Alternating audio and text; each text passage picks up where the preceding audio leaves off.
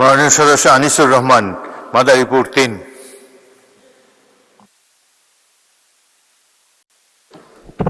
মাননীয় স্পিকার, আপনাকে ধন্যবাদ।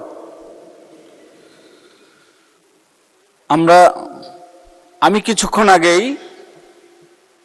ত্রাণ মন্ত্রণালয়ে একটা সহযোগিতা পাওয়ার জন্য আমার এলাকায় আমি গিয়েছিলাম। মন্ত্রী মহোদয় ছিলেন না, তো আমি ওই মন্ত্রণালয়ের যে পিএস আছে ওনার রুমে বসে কথা বলছিলাম যে আমি এই সহযোগিতাটা পেতে পারি কিনা। পিএস সাহেব আমাকে বললেন যে মাননীয় প্রধানমন্ত্রীর নির্দেশে বিরোধী দলীয় সংসদ সদস্যদের আমাদের যে বরাদ্দটুকু ছিল সর্বশেষ সেটা বিরোধী দলীয় সংসদ সদস্যদেরকে দেওয়া হয়েছে। তো মাননীয় প্রধানমন্ত্রীকে ধন্যবাদ। আর আমি মনে করি আজকে প্রধানমন্ত্রীর কাছে আমার প্রশ্ন, আপনি যেভাবে সবার জন্য করছেন এই জন্য সকল সংসদ সদস্যের জন্যই আপনি করছেন। আমরা বিরোধী দলের রাজপথের অবস্থান এবং তাদের যে বক্তব্য সেভাবে কিন্তু আমরা তাদের কাছ থেকে রেসপন্স পাচ্ছি না। এজন্য আমরা আপনার নির্দেশে আমাদের হুইপ আছে, ব্যক্তিগতভাবে তাদের সাথে কোনো আলোচনা করা যায় কিনা, তারা যেন রাজপথে যে বাজে বক্তব্যগুলো দিচ্ছে সেটা বন্ধ করা যায় কিনা সেই ব্যাপারে একটা পদক্ষেপ নেবেন। ধন্যবাদ মাননীয় স্পিকার আপনাকে। মাননীয় প্রধানমন্ত্রী।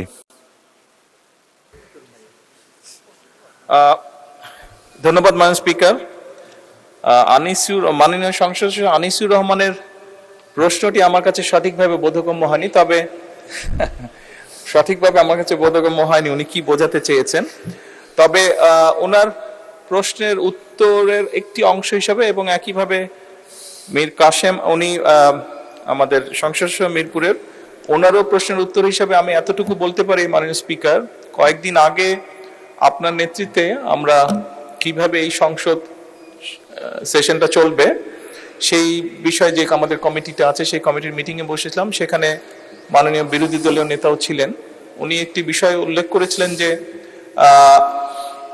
কিছু কিছু ক্ষেত্রে সরকারের পক্ষ থেকে কিছু কিছু সহযোগিতা যেগুলো বিরোধী দলীয় নেতারা হয়তো পাননি তখনও, যেটি ঈদের আগে সরকারের পক্ষ থেকে দেওয়া হয়েছিল, অনেক সংসদ পেয়েছেন, অনেকে পাননি, ওনাদের হয়তো কেউ কেউ পাননি। আমি ওখান থেকে বেরিয়ে এসে, এবং এটি এলজিএডি মন্ত্রণালয় থেকে করা হয়েছিল, আমি বেরিয়ে এসে এলজিএডি মন্ত্রী সাহেব এবং প্রতিমন্ত্রী উভয়কেই সাথে সাথে নির্দেশনা দিয়েছিলাম যে যদি বিরোধী দলীয় সংসদ সদস্য কেউ না পেয়ে থাকেন যাতে দ্রুত সেই ব্যবস্থা নেওয়া হয়।